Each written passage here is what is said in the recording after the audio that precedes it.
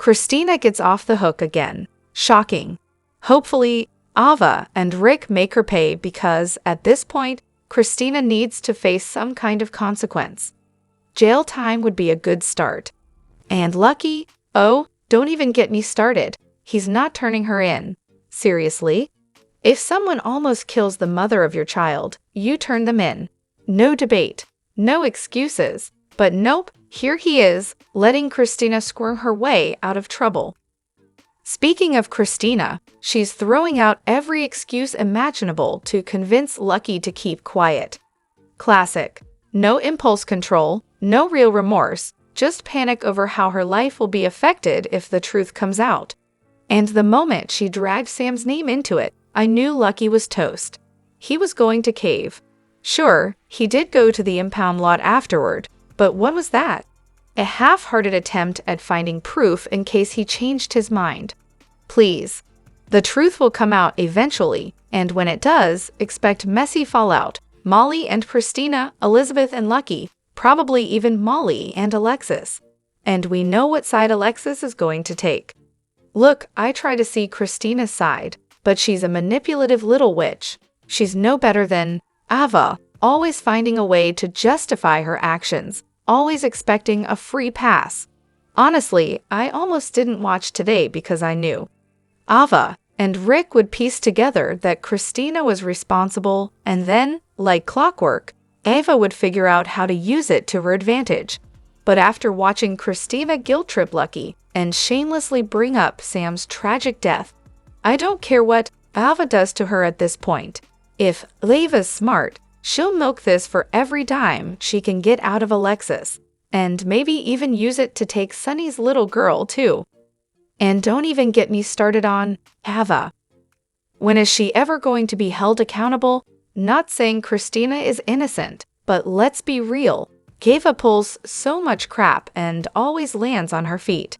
And now, she's going to twist this into a way to blackmail Alexis and get her money back. Unbelievable. Hello everyone, welcome back to my channel, Messy Syrup. It's me, Abby, here. I hope everyone is having a wonderful day. Keep watching, so let's dive into today's video. Lucky is a total wuss. Honestly, just throw her in jail already. Listening to her whiny excuses and her never-ending woe is me act is unbearable. But oh no, we can't punish her, right? Because this is Port Charles, where people like Rick can kidnap Carly and walk free, and Ava, let's not forget, has practically built a career out of getting away with everything.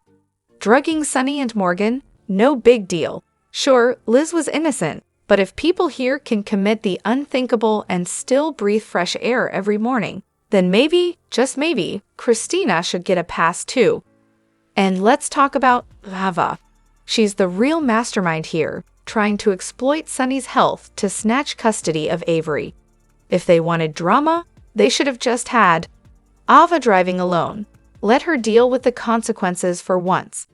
And as for Kristina, we all know she never intended for Rick and Liz to land in the hospital, so maybe ease up on the pitchforks. Now, let's not forget Kristina's track record. First of all, that baby she was playing house with, not hers. It was TJ and Molly's, and she basically tried to steal it. Then, in classic Kristina fashion, she goes stomping over to Ava, manages to trip over a bag, and boom, Molly and TJ's baby is gone. Tragic? Absolutely. Avoidable? Also yes. And before any of this even happened, TJ and Molly made it crystal clear they didn't want her anywhere near Sunny. They even asked her to stay with them just to keep an eye on her. But surprise, she ignored them, and now she's blaming Ava for everything, as if Ava personally orchestrated the chaos Kristina created. Honestly, this is classic GH. Ava, the town's resident murderer, still struts around like she's queen of righteousness, judging anyone who dares resist her manipulations. And Kristina, yet again making impulsive, reckless choices that put others at risk, with zero consequences, of course. At this point, Port Charles has basically become the land of the untouchables. People commit crime after crime, yet they just keep walking free. What kind of message does that send? Because right now, it's loud and clear. Do whatever you want. No one's actually going to pay for it. So Lucky goes to check on the car, and surprise, surprise, the guy tells him it's already been crushed. Just like that, because apparently, in this town, they smash evidence into scrap metal before the ink on the police report even dries. Brilliant. How exactly are they supposed to confirm anything now? Guess we're just relying on good old-fashioned guesswork. And then there's Lucy, relentless, pushy, and about as subtle as a marching band. She's on my last nerve. Meanwhile, Jason is out here entertaining Joss with some completely made-up nonsense about Easter Island. Riveting. Really, just groundbreaking storytelling. It's almost like these writers have given up entirely on coming up with anything remotely original. Now, let's talk about Ava. I swear, if they don't figure out she was the real target, I'm going to lose it. Lucky should have just exposed her already. But no, everyone's too busy playing cover-up for her, like she's some kind of untouchable force. She needs to face the consequences, period. Speaking of Ava, she's about to walk away with her divorce settlement from Alexis and full custody of Avery from Sunny, all so she can keep quiet about Kristina. Which, let's be honest, is ridiculous. Instead of bending over backward to keep Ava happy, they should be getting Kristina actual help. Because let's face it, jail isn't going to fix what's wrong with her. What she needs is serious therapy. And Kristina, bless her heart, thinks she's cracked the case because she found wire cutters. But let's be real, she's not exactly a criminal mastermind. Odds are, she cut something completely useless, and the real culprit took care of the breaks. As for Ava, she still needs to answer for everything she's done to Kristina's family. Kristina is drowning in grief, but let's not rewrite history. Ava didn't push her out that window. Kristina keeps coming after Ava, and at some point, Ava's going to snap back. And when that happens, it's not going to end well for Kristina. And Lucy Co? Just no. Nobody cares about Nurse CB. And when Molly finds out what Kristina did, well, let's just say the whole Davis girls bond might not survive. Honestly, the best plot twist at this point would be if Rick ignores Ava and actually turns her in. Or, hear me out, Kristina turns herself in. Imagine that. Ava gets absolutely nothing. Then Alexis, or even Diane, could take on her case, argue that she needs mental health treatment, and actually get her the help she needs. Because at the end of the day, Kristina isn't evil, she's just broken. And Ava? Well, let's just say Karma's got a long list of receipts with her name on them. Did anyone else catch that? Elizabeth straight up called Ava Anna while talking to Lucas. You can hear it clear as day. And yet, the editors just let that one slide. Guess quality control took the day off. Speaking of things that make no sense, can we talk about that awful background music? It's like they just threw every random sound effect into a blender, synthesizers, bells, whistles, you name it, and cranked the volume up to drown out the actual dialogue. Because who really needs to hear what the actors are saying, right? It's always either over-the-top dramatic or completely mismatched to the mood. At this point, I'm about ready to give up on this whole storyline. And then there's Ava. Of course, she managed to piece together the Kristina situation in record time. She's Ava after all. And was there ever any doubt she'd use the accident as leverage against Sunny? It's practically in her DNA. That moment, we both know someone who would be that sloppy. Meanwhile, Rick has now decided it's time to play peacemaker. Really? Great timing, Rick. Kristina could actually use some help here, but sure, let's prioritize keeping the family peace instead. The real question is, will Rick cave and spill the truth? Especially if it means he can finally bury Lucky and win Elizabeth over. And Ava. Oh, she's definitely playing the long game. Blackmail is on the table, but why stop there? Maybe she'll go for the double win. Sunny for full custody of Avery and a nice little payout, plus Alexis, because let's be real, she probably wants her rightful cut of Ace's trust fund. Classic Ava. So here's something I just discovered. Maybe you already knew, but humor me. If you go on YouTube and type in something like General Hospital Robert and Holly or Luke and Laura, you'll find entire compilations of their storylines in order. That's right, just their scenes, none of the extra fluff. I went down the rabbit hole and watched Robert and Holly's entire saga from their first meeting to the present.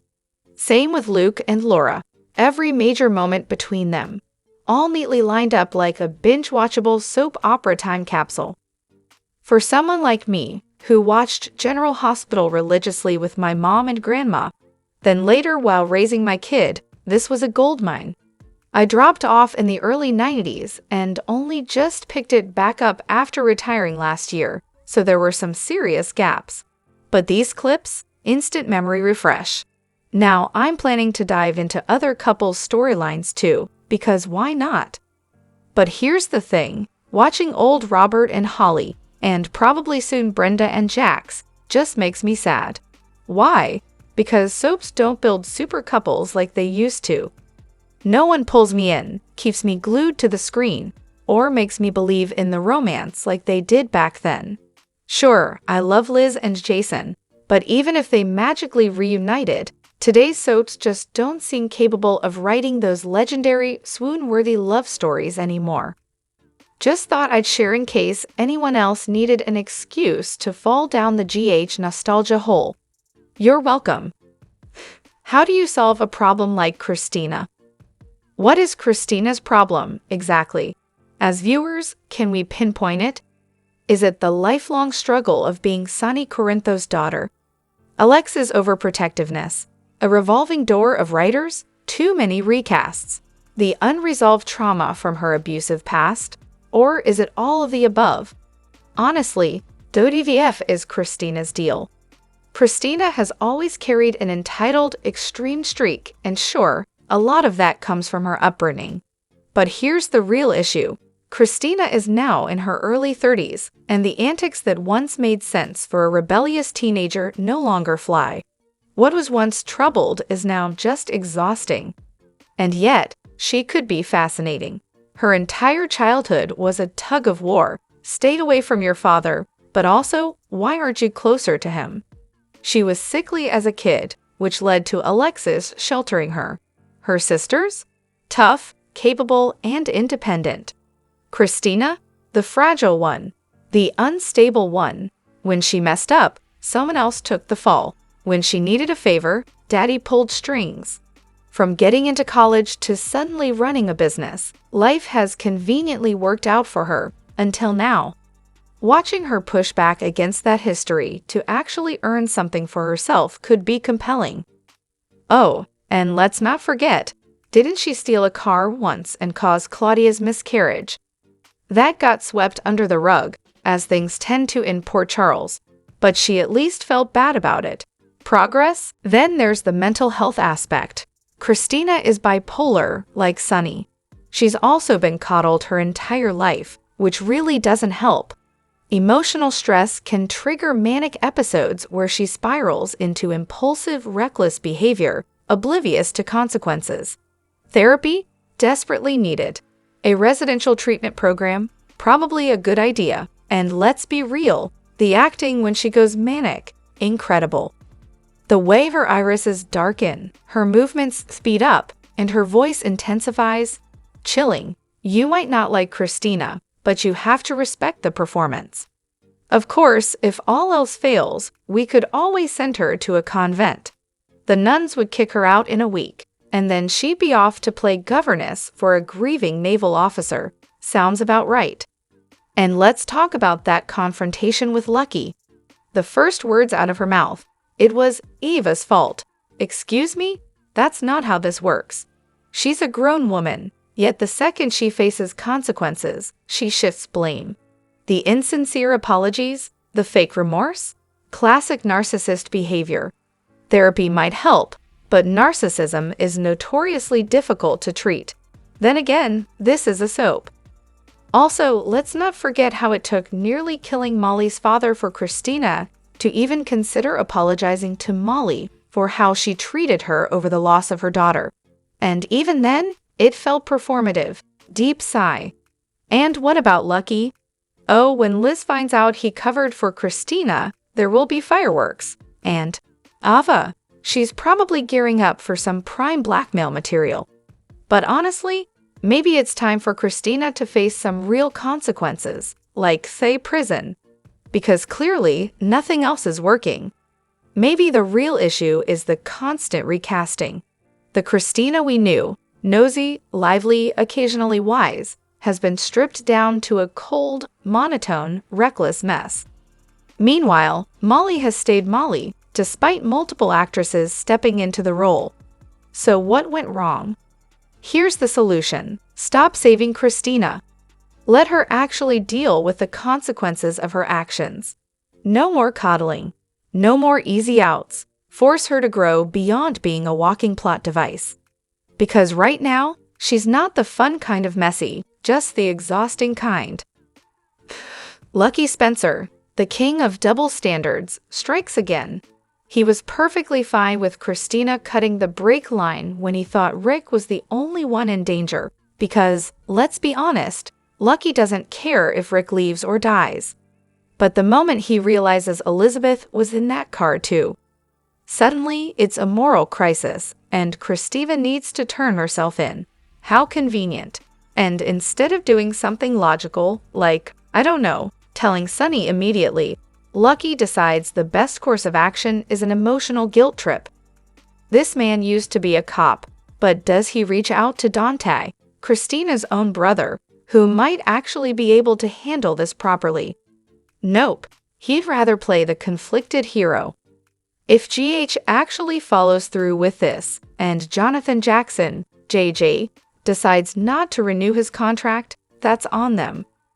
Let's not forget that Maurice Benard is in his 60s with just 3 Emmys. Steve Burton is in his mid-50s with 1, and JJ, he's sitting on 5. Given the right material, he could surpass even Tony Geary, who holds the daytime record with 8. If the writers and producers were smart, they'd recognize that potential instead of wasting it. Meanwhile, Lucky's hypocrisy is bound to blow up in his face, most likely at the nurses' ball. Rick, overwhelmed with guilt from blackmailing Kristina, and by extension Sunny, will probably crack and confess everything to Elizabeth. If Rick figures out that Lucky covered for Kristina, you can bet he'll waste no time exposing it. Elizabeth, of course, won't be shocked by Rick's blackmailing ways. Been there, done that. She'll probably even forgive him. But Lucky, that's another story. She's going to be furious, not just because he covered for Kristina, but because he was perfectly fine with Rick dying when it suited him. And why? Because in Lucky's head, staying loyal to Sunny is somehow what Luke would do. Classic Lucky, always trying to be someone else instead of figuring out who he actually is. Has anyone bothered to mention Gia Campbell? Longtime General Hospital fan here. Took an extended break from the chaos, but I'm back this year, though I completely missed the arrivals of Portia and Trina. So just to clarify, Taggart is Trina's dad, or was. Has Gia ever come up? Well, here's the short version. Taggart raised Trina, but in classic soap opera fashion, surprise. Curtis is actually her biological father. Taggart has since disappeared from the show, because why would we want a beloved character to stick around? And Gia? I think she got a single fleeting mention while Taggart was still in town. Pretty sure they name-dropped her once, possibly when Taggart first reappeared. If my memory serves, they said she's now a lawyer in Texas. Which, you know, is great for her, but would it kill them to bring her back to Port Charles? Speaking of Taggart, I sincerely hope the actor lurks in this sub because, let's be real, no character in TV history is as universally adored here as him. As for Gia, I will personally continue to manifest her return. She's Trina's aunt, a former flame of Nicholas, and lest we forget, the last time we saw her, she was heading off to law school.